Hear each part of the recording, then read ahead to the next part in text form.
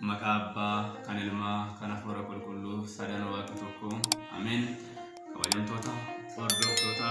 dirree tajaajiltoota miidiyaa biyya keessa kan jirtan hundumti keessanuu nageenya waaqesiniif habaayatu akkam turtan akkam sa'aatii kana eegdan jecha tajaajila keenya eegaluudhaaf jirra amma obboloota keenya faana faarfannaa waaqayyoon waliin galateeffannaa amma kallattiidhaan gara faarutti dabarra jechuudha.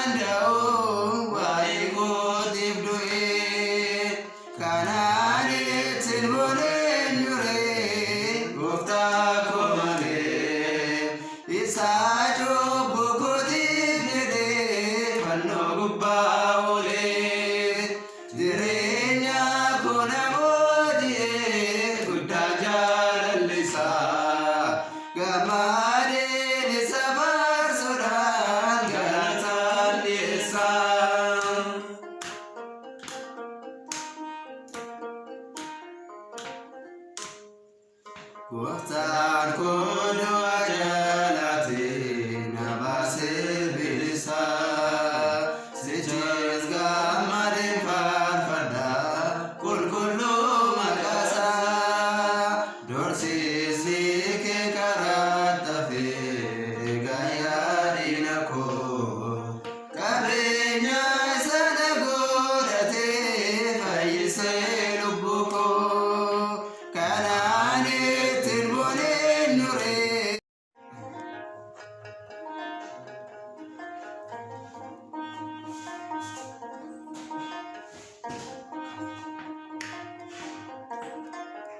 Sijalana sikamana yara wakayo sijalana sikamana yara wakayo wanudese korichaya yo koricha dunya wandese yayo wanudese korichaya yo koricha dunya wandese yayo sijalana sikamana yara wakayo sijalana sikamana yara wakayo wanudese koricha yayo koricha dunya wandese yayo wanudese koricha yayo koricha dunya wandese yayo sijalana sikamana yara wakayo sijalana sikamana yara wakayo wanudese koricha yayo koricha dunya wandese yayo